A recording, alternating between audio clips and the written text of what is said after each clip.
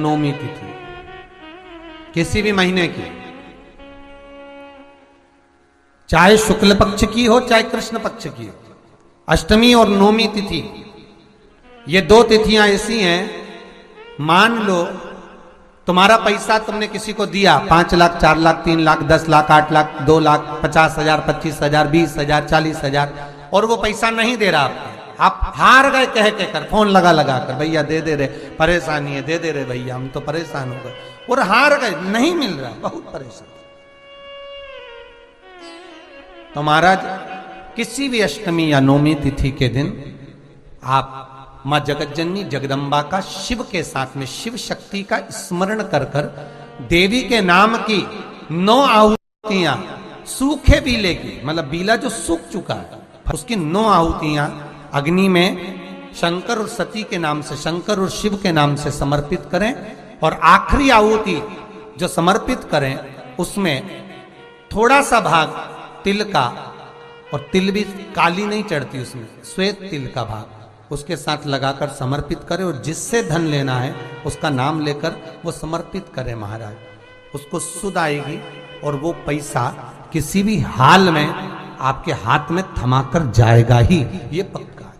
चल रहा हो किसी व्यक्ति से कोई काम करवाना है, वो काम नहीं कर रहा, कोई फाइल आगे नहीं बढ़ रही है, कोई कार्य अटक रहा है, तो एक जल के पात्र में जल भरकर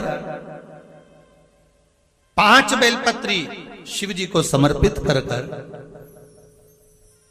कुंदकेश्वर महादेव का नाम लेकर एक सफेद पुष्प बेलपत्री के ऊपर जो शिव जी को चढ़ाई है उस पर समर्पित कर कर जल जो लेकर गए हो, अपनी उस कामना को कर कर कि मेरा ये कार्य अटक रहा है, ये कार्य नहीं हो रहा, कुंदकेश्वर महादेव का नाम लेकर धीरे धीरे जल की धार चढ़ाइए। और एक बात हमेशा याद रखना, फिर निवेदन कर रहे हैं, अच्छे से समझ लेना, शंकर जी पर जब जल चढ़ता है, शिव जी का जब अभिषेक होता है, शंकर जी पर जब जल चढ़ाया जाता है, दूध चढ़ाओ, जल चढ़ाओ, कुछ भी चढ़ाओ, पर एक बात का स्मरण अपने जीवन में होना कि इतने ऊपर से मत चढ़ाना कि जल चढ़े और छींटे आपके ऊपर। बहुत ध्यान दीजिएगा।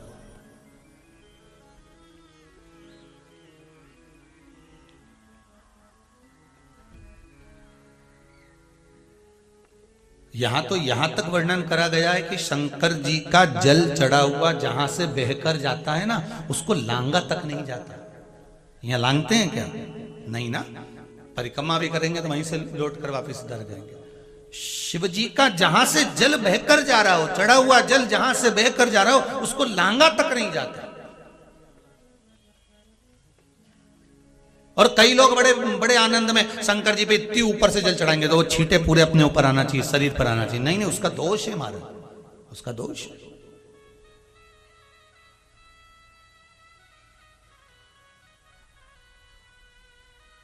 शिव जी को अगर आप जल चढ़ा रहे हो, जैसे आप भगवान को अगर जल चढ़ाओ, दूध चढ़ाओ, तो मान लो अगर जैसे एक सरल भाषा में समझ लो और अच्छे से, कि जैसे ये शिवलिंग है शंकर जी का, ये शिवलिंग है, और आप जल चढ़ा रहे हो तो इतनी ऊपर से छोड़ोगे तो पानी का छींटा तो अपने ऊपर आएगा, पर वही जल, वही दूध, वही सामग्री आप शिवलिंग से थोड़ी सी दूरी बनाकर अगर आप समर्पित करेंगे तो बाबा उसको स्वीकार भी करता है और आनंद की अनुभूति भी होती है, कार्य में सिद्धता भी आती है, कार्य में उसकी सिद्धता भी। अब तुम तो ऊपर से छोड़ रहे हो जिससे वो पानी तुम्हारे ऊपर ही आए, तो वो एक अलग प्रसंग है, वो एक अलग विषय। बहुत ध्यान देना महाराज, भगवान को कभी भी कोई भी सामग्री, जैसे भगवान के मंदिर में अगर फूल चढ़ाने जा रहे हो, भगवान के मंदिर में अगर पुष्प समर्पित करने जा रहे हो, तो फूल का मुख अपनी ओर नहीं होना चाहिए, फूल का मुख कहां पर होना चाहिए? जम के बोलो जरा, भगवान की ओर। शंकर भगवान के सिर से एक पसीने की बूंद पृथ्वी पर गिर गई, गिरते से एक धधकता हुआ अंगारा, लाल धधकता हुआ अंगारा ग्रह एक पुत्र के रूप में जन्म ले लिया, पृथ्वी से हुआ, इसलिए मंगल कहला गया, धधकता हुआ।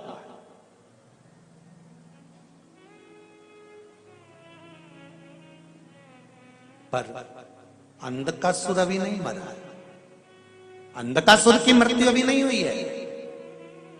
हर हर महा, अंधकासुर की मृत्यु अभी नहीं हुई। धधकता हुए अंगारे के रूप में मंगल ग्रह प्रकट हो गए, जन्म ले लिए। पार्वती जी ने पूछा ये कौन है? शिव जी कहते हैं ये मेरे पुत्र के तुल्य है, क्योंकि मेरे शरीर के पसीने से उत्पन्न हुआ है, मेरे मस्तक के पसीने से पृथ्वी पर गिरने के कारण ये उत्पन्न हुआ है। इसका नाम मंगल होगा, ये ग्रह मंडल में रहेगा, देवताओं के रूप में पूजा जाएगा, पर मेरे क्रोध के कारण उत्पन्न हुआ है, इसलिए इसका ग्रह थोड़ा सा क्रूर होगा।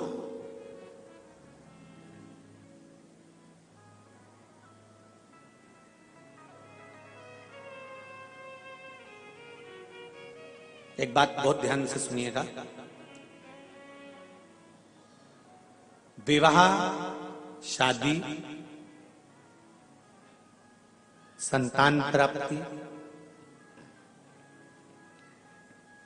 विवाह के बाद में विवाद या किसी नए कार्य के लिए आगे बढ़ रहे हैं और उसमें अड़चन आ रही है, तो एक बार किसी ज्योतिषाचार्य के पास जाकर पूछना, वो बता देगा या तो मंगल या शनि कुछ ना कुछ, कोई ना कोई क्रूर ग्रह तकलीफ दे रहा होगा। ज्योतिषाचार्य के पास जाएंगे, वो कहेगा। जितने भी ग्रह हैं, चाहे राहु हो, केतु हो, मंगल हो, शनि हो, बुध हो, भौम हो, सूर्य हो, ये सारे जो ग्रह हैं ये शंकर भगवान के शिवलिंग के पास में विराजमान है, शिवलिंग के पास में विराजमान। कभी मौका मिल जाए, विवाह शादी में देरी हो रही हो, या कोई नया कार्य चालू कर रहे हो उसमें देरी हो रही हो, या कोई सर्विस के लिए, नौकरी के लिए जा रहे हो और वो कार्य नहीं हो रहा हो, तो एक धतूरा, केवल एक धतूरा, उस धतूरे को फोड़कर उसके अंदर का फल निकालकर उस फल को शिवलिंग पर चढ़ाकर एक लोटा जल शंकर भगवान को समर्पित कर आइए। दिन होना चाहिए मंगलवार। कौन सा दिन होना चाहिए? जम के बोलो जरा, मंगलवार। समर्पित करो। उसके बाद में आप विवाह के लिए अगर समर्पित करे हैं तो विवाह में देरी नहीं होगी। व्यवसाय और व्यापार के लिए या नौकरी के लिए समर्पित करे हैं तो उसमें देरी नहीं होगी। एक विदल और उत्पल नाम के दो राक्षस थे, असुर। दोनों ने उपद्रव मचाया। एक बार विदल उत्पल माता पार्वती जी के पास में गए और जगतजननी जगदम्बा जी के स्वरूप को देखकर उनकी ओर आसक्त हो। मां को क्रोध आता है। माता पार्वती ने गणेश जी के हाथ से कुंदुक लिया। कुंदुक जानते हो? गणेश जी के हाथ में एक शस्त्र होता है एस जैसा, वो कुंदुक कहलाता है। कुंदुक को लिया और माता पार्वती ने उस कुंदुक को फेंककर विदल और उत्पल दोनों का संहार करा। भगवान के चरणों में जाकर वो कुंदुक गिरा। गिरते ही भगवान शंकर के चरणारविंद में कुंदुक से चोट पहुंची, जिससे उनके चरणारविंद से कुछ रक्त की बूंद निकली है। महाराज शिव जी का नाम कुंदकेश्वर हो गया है। महाराज क्या नाम पड़ गया? कुंदकेश्वर। रक्तांबर में शंकर को देखकर मां के नयन सृजल हो गए। मां के नयनों में जल आ गया।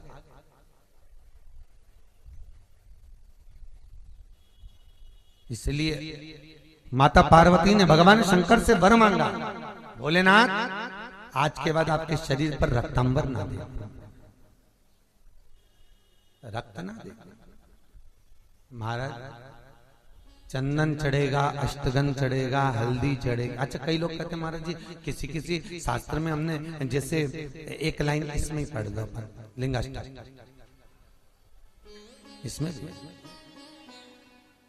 शिव के शरीर पर मां कह रही है रक्तांबर ना दे।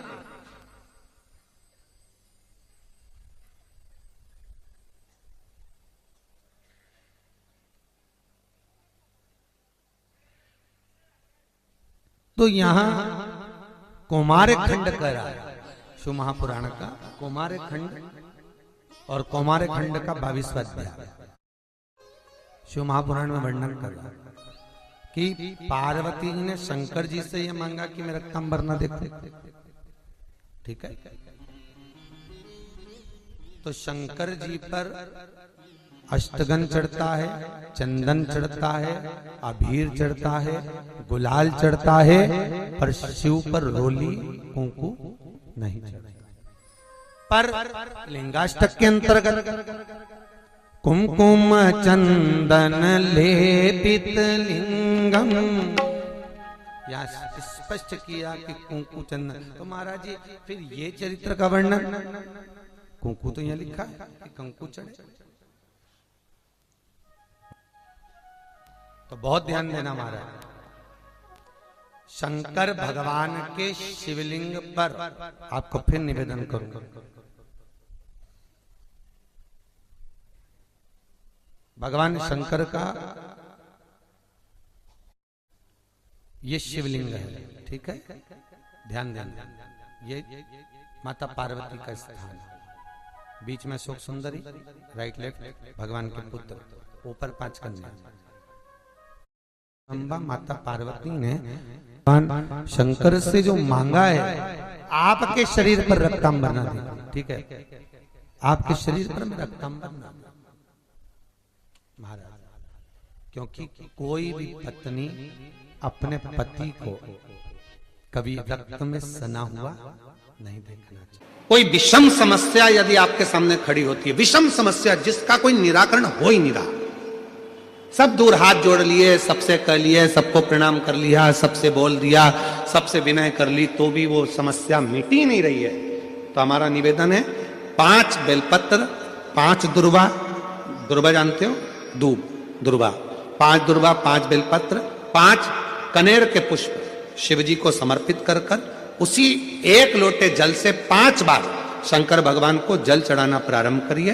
लगभग 1 हफ्ते यदि आपने शिव को जल चढ़ाना प्रारंभ कर दिया इसी क्रम से, तो निश्चित है वो समस्या का हल 1 हफ्ते के अंदर बाबा को निकालना ही पड़ेगा और आपका लक्ष्य निश्चित करना ही पड़ेगा। कई लोग कहते हैं भगवान हमको दिखता ही नहीं है, तुम काम करते रहो। कंपनी का मालिक है, उसने इस सृष्टि को रचा है, इस सृष्टि का निर्माण किया है, वो दिखेगा भले नहीं पर कंपनी चल रही है, सब कुछ दिया उसने संसार में, फिर भी अगर रोते हो तो तुम्हारी जिंदगी का रोना। कई लोग कहते हैं मैं बहुत गरीब हूं, मेरे पास में कुछ नहीं है, भगवान कहते हैं मैंने तुझे करोड़पति बनाकर भेजा है। एक लड़का, नौजवान लड़का, मरने के लिए ऊपर पहाड़ पे चढ़ गया, वहीं पर संत निकल कर जा रहे थे, कोई शिव के भक्त थे, भगवान शंकर के परम भक्त, निकल कर जा। लड़के से पूछा क्या कर रहा है, कहा सुसाइड कर रहा हूं, मर रहा हूं। क्यों मर रहा है? भगवान ने मुझे इतना गरीब बनाकर भेजा, मेरे को कुछ भी नहीं दिया, मेरी किस्मत में तो भाटा ही भाटा लिखा, किस्मत में कुछ भी अच्छा नहीं था, मेरी किस्मत तो पूरी बेकार है, मेरी किस्मत में कुछ अच्छा है, मेरी किस्मत तो सब बेकार है, भगवान ने मेरे को कुछ अच्छा दिया ही नहीं, मेरी किस्मत में तो भाटा ही भाटा लिखा, मेरी किस्मत है ही अच्छी है, तो मरना अच्छा, इसलिए मैं मर रहा हूं। शंभो शंभो शंभो शंभो, मैं मर रहा हूं,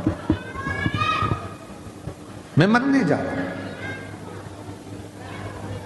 गरीब है, परमात्मा ने मेरी किस्मत में धन नहीं दिया, तो संत ने कहा तू अगर मरने ही जा रहा है तो कल मर जाना, आज का मुहूर्त है भी अच्छा नहीं, आज मरने वाले भूत बन जाते हैं, और कल मरेगा तो सीधे बैकुंठ जाएगा। तो उसने कहा एक ही दिन की तो बात है, कल मर जाऊंगा, उसमें कौन सा टेंशन, पर एक दिन में करूंगा क्या? तो संत ने कहा अब तक तू मर ही रिया है तो मेरे काम आ जा, थोड़ा बहुत मेरे ही काम कर ले, मरते मरते मुझे ही कुछ दे के चले जा, तुम्हें क्या चाहिए? तो क्या बस कुछ नहीं चाहिए, तू मेरे साथ चल। संत ने हाथ पकड़ा, उस व्यक्ति को लेकर राजा के पास पहुंच गया। राजा ने देखा मेरे गुरुजी आए, प्रणाम। गुरुजी ने आशीर्वाद दिया, राजन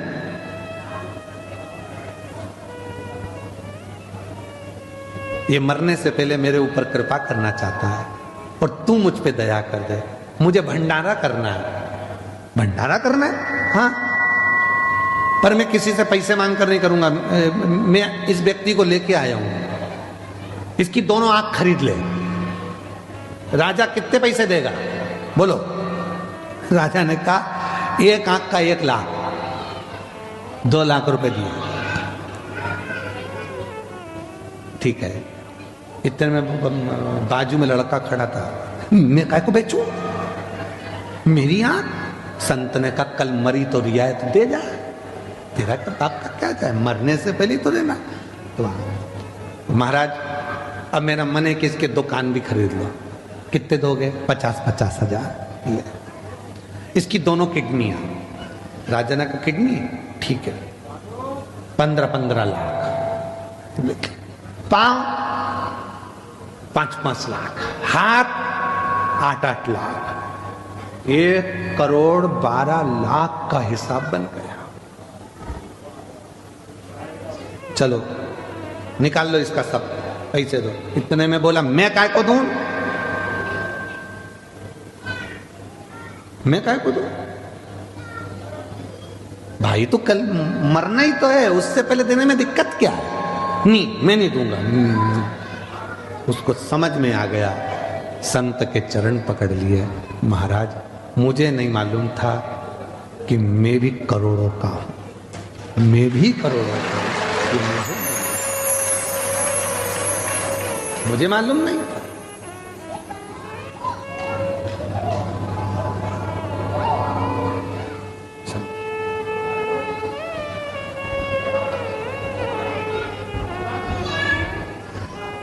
मुझे मालूम नहीं था कि मैं करोड़ों का हूं। आज मुझे मेरा ज्ञान हुआ, आज मुझे मालूम पड़ा कि मैं करोड़ों का हूं। हम अपने आप को कमजोर समझते हैं, हम अपने आप को खाली समझते हैं, हम अपनी कीमत नहीं समझ पाते। जिस दिन हमने अपनी कीमत को जान लिया, जिस दिन हम अपनी कीमत को समझकर, जिस दिन हमने हमारी कीमत को समझ लिया कि परमात्मा ने हमको जन्म दिया है, वो परमात्मा ने अगर हमें संसार सागर में भेजा है तो खाली नहीं भेजा है। उसने कुछ सोच समझ कर, कुछ विचार कर कर हमको इस संसार सागर में भेजा होगा। कहती है जिसके शरीर में काया का रोग हो जाता है, सोरायसिस जैसी बीमारी हो जाती है, खाल निकलने लगती है, चेहरे पर कालापन आ जाता है, आंखों के नीचे कालापन आ जाता है, या शरीर में काले काले धब्बे पूरे शरीर में कहीं पर भी पड़ जाएं, डॉक्टर का इलाज करवाओ, डॉक्टर को शिव मानो, जो दवाइयां दे वो खाओ, जांचें करने की बोले जांचें कराओ, पर साथ में एक काम और करो, शंकर भगवान को 5 बेलपत्र 5 दुर्वा समर्पित कर कर एक ही लोटे से 5 बार थोड़ा थोड़ा जल सुंदरेश्वर महादेव के नाम से चढ़ाओ। कौन से महादेव? सुंदरेश्वर महादेव। जो जल चढ़ाया है उस जल को कटोरी में झेल कर लेकर आओ। 5 दुर्वा में से 1 दुर्वा 1 बेलपत्र उठाकर लिया आओ। बेलपत्री को सुबह के समय खा लो, दुर्वा को प्रदोष काल में खा लो, और वो पानी को पूरे शरीर पर 5 बार लगाना चालू कर दो। शरीर में कितना भी अगर कालापन आ रहा होगा, छट्टे पड़े होंगे, सोरायसिस जैसी बीमारी भी होगी, तो लगभग 1.5 महीने के अंदर पूरा काया ठीक होना प्रारंभ हो जाएगी। सुंदरेश्वर महादेव का इतना महत्व। में अगर किसी का तलाक हो रहा है, छूट रहा है, संबंध खत्म हो रहा है, तो आज भी महाराज श्री हरि और हर इन दोनों का साझा कर कर, यदि नंदी से लेकर भगवान शंकर के शिवलिंग तक, नंदी से लेकर भगवान शंकर के शिवलिंग तक एक मौली जो लाल पीला धागा होता है ना, जिसको हाथ में बांधते हैं पूजन के टाइम पर, तो वो लच्छा, वो नाड़ा, वो मौली जो है, वो जो बांधने वाला है, नंदी का जो एक चरण खड़ा हुआ है, बाकी का चरण एक आगे का नीचे दबा हुआ है, पीछे का चरण भी दबा है, पर एक नंदी का चरण ऊपर है। उस चरण से लेकर भगवान शंकर के शिवलिंग तक एक सूत्र को बांधा जाए। और उस सूत्र को 7 जगह पर बेलपत्र रखकर उठा लिया जाए और उठाने के बाद में किसी भी बेलपत्र के वृक्ष के नीचे वो 7 बेलपत्र समर्पित कर कर वो धागा लेकर 7 परिक्रमा अगर बेलपत्र की करी जाए और जिससे संबंध टूट रहा है उसी से वापिस प्रेम बढ़ाया जाए, तो वो स्मरण कर कर अगर 7 परिक्रमा उस धागे के साथ में कर कर हाथ में अगर बांधा जाए तो कितना भी दम लगा ले कोई व्यक्ति तलाक हो ही नहीं सकता। स्नेह बढ़ेगा ही, प्रेम बढ़ेगा ही, वो टूट नहीं सकता, उसको तोड़ा नहीं जा सकता।